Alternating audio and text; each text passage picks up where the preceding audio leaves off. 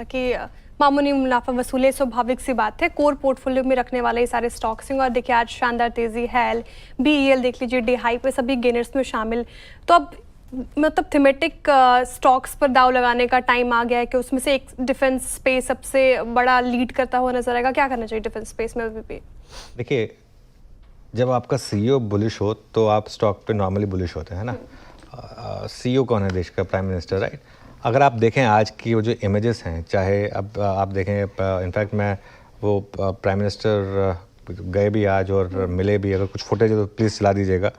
और कल हमने एक व्यू लिया था कि डिफेंस अब तक आपके अगर स्ट्रैटेजिक पोर्टफोलियो का हिस्सा रहा है तो कल वो जो गैप अप हुआ था उसमें एक बार प्रॉफिट बुक करिए और उसके बाद जब नीचे आ जाएं ये स्टॉक्स तब इनको आप लीजिए as a core portfolio. And I think पिछले 2 दिन में अगर लॉजिकली कोई ट्रेड सबसे सही बैठी है तो वो यही बैठी है। कल अगर आपने खुलते ही एक बार डिफेंस में प्रॉफिट बुक किया होता, उसमें आप इंटरडे में कल 5-6% स्टॉक्स गिरे थे और उसके बाद आज देखिए आप, आज सब स्टॉक्स में एक के बाद एक रैली आई है। अच्छा, एक और चीज़ है, चाइनीज़ डिफेंस स्टॉक्स गिरे और हमारे डिफेंस स्टॉक्स चले, तो ये अपने आप में स्टॉक मार्केट कहता है ना कि सबसे बड़ा बैरोमीटर होता है कि भाई कौन जीता कौन हारा उसका। तो ये अपने आप में एक और आपके लिए इंडिकेशन है। और आई थिंक जो फॉरगेट अबाउट एवरीथिंग एल्स, बाकी तो खैर हम तो उस पर यकीन करेंगे ना जो हमारी आर्मी, जो हमारे आर्म्ड फोर्सेस जो हमें बता रहे हैं। हमको किसी और पे क्या भरोसा करने की ज़रूरत है?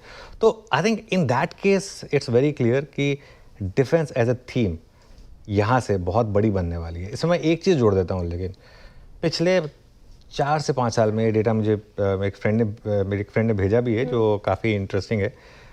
पिछले 5 साल में डिफेंस एज अ थीम ने 70% के कैगर दिए। 70%, ओके, सोचिए आप।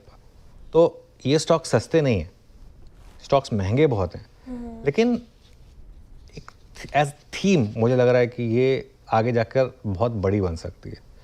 और आई थिंक मेरा ये मानना है कि अभी अगले 2-3 साल बॉर्डर पर थोड़ी सी शायद टेंशन रहेगी और in that sense I think ये स्टॉक्स जो हैं आगे भी मुझे लग रहा है कि आपके लिए काफ़ी अच्छा कर सकते हैं और आपके कोर पोर्टफोलियो में ये स्टॉक्स जरूर होने चाहिए विदाउट अ डाउट। काफ़ी स्टॉक करेक्ट हो चुके थे, अब यहाँ से मुझे लग रहा है कि ये स्टॉक वापस चलने को तैयार है। चलिए श्रेया, अब आगे बढ़ते हैं। खैर सबसे स्ट्रॉन्ग स्टॉक रहा है भारत डायनेमिक्स, एक बार वो लेकर आइए।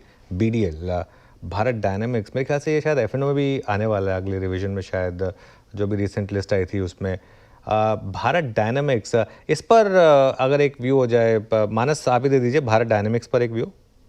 तो देखिए, व्यू तो बहुत पॉजिटिव है। जो पिछला हाई था 2024 में 1794 का, वो तो स्टॉक बिल्कुल टच कर सकता है। लेकिन अगर आप करंट लेवल्स पे खरीद रहे हैं तो इस उम्मीद में खरीदिए कि 1794 को ब्रेक करके 1910 या 1920 के आसपास स्टॉक जाने की कोशिश करेगा। बिल्कुल यहाँ पर करंट लेवल्स पे भी एक पोजीशन ट्रेड लिया जा सकता है, लेकिन आपको स्टॉप लॉस थोड़ा सा डीप लगाना है।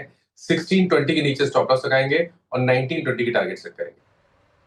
हाँ, मैं माफी चाहूंगा।